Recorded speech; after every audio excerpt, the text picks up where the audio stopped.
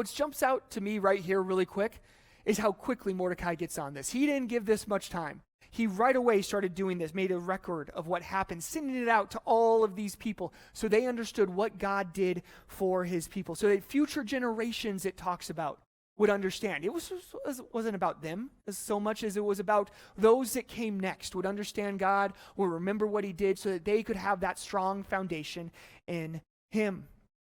Guys, we need that as well, so that when other trials, when things come up in our life, that we have a strong foundation in God. But guys, that takes a lot of planning to make sure that we're doing this day by day. We need to make sure that we are planning to have that strong foundation in God if we are going to have success. Watch this. You know, a strong foundation is key to start off with, but a lot of planning actually goes into having that strong foundation. You know, I remember when things at West and at East were very different. When over at West, it was just a whole lot of desert, and the environmentalists started freaking out about things when we started trying to build, and then it was just the one building, and then going from there. At East, I remember when it was just the one house. I actually even slept there a few times, had some great airsoft wars there. I even boxed in where the teen room is right now over at East. Now, you might not even know this, but, you know, Andy, he actually dug the foundation over at East himself. Well, one shovelful at least. What was important for all of this is that we didn't just start throwing down concrete and wood and brick and metal or things like that. It would have been faster. It would have been easier. Yet we all know it wouldn't have been nearly as safe or effective. For everything that has been built here, some very important planning has been done. Something that most people don't see and most people aren't a part of. In fact, there's planning going on right now to get a building up back here. Planning is key, and the same thing is true with God.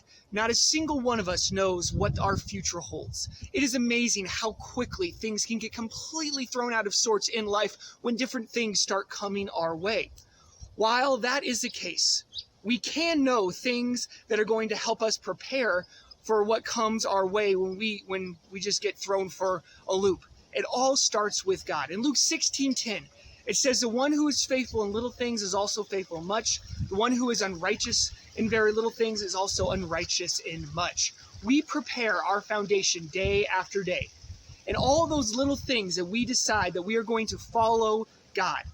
While we're doing this, we're slowly adding to our strength, to our track record. So when those big things do end up coming our way, we are prepared. We know God's way works.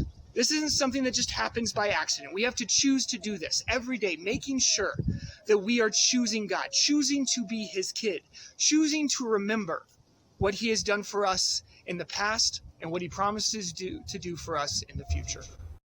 So day by day, we're choosing to do this and continuing to build our foundation. We need to learn to remember in order to do this, though, so that we know all those things that God did for us, and we can go back and reference those when we all of a sudden get into a difficult situation ourselves. You know, it's really cool. In the Old Testament, God actually had a pretty interesting way for his people to do this. We've talked about this before. It's called that pile of rocks.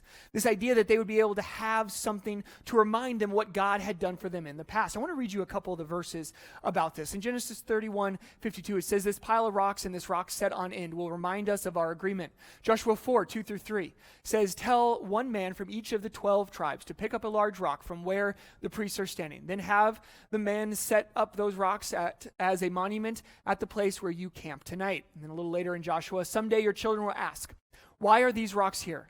Then you can tell them how the water stopped flowing when the chest was being carried across the river. These rocks will always remind our people of what happened here today."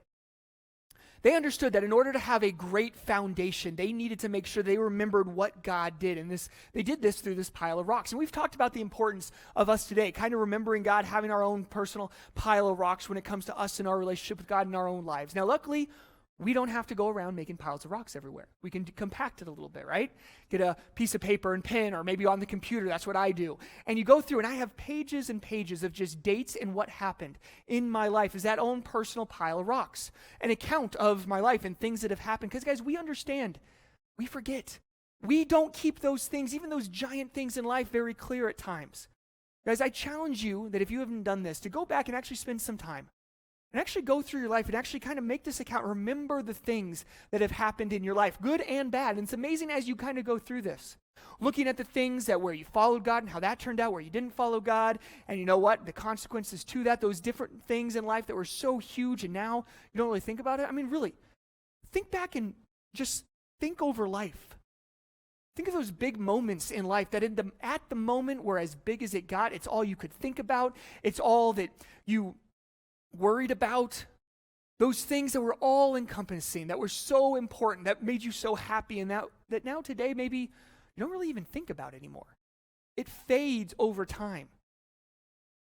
Well, guys, going back to that pile of rocks helps us remember how listening to God or not listening to God really does impact life and how much we really do need this in our life. That pile of rocks. It was a reminder of why we need God, that his track record, because we don't see the future. But we do need to remember the past. We need to trust God, have faith in him. In Hebrews 11, chapter 11, verse 1, talks about that faith is the assurance of things hoped for, the conviction of things not seen. Pretty much saying faith is being sure of what you can prove so you can be confident of what you can't prove. And then, just a couple verses later, in verse 6, it actually says that without faith, it is impossible to please God. Guys, we want to be able to please God, and we can have that faith in God because we can prove him to be true. And so then when all of a sudden things start coming our way, that pile of rocks is that reminder to us, that assurance that God's got our back, that we can trust in him going forward in our future,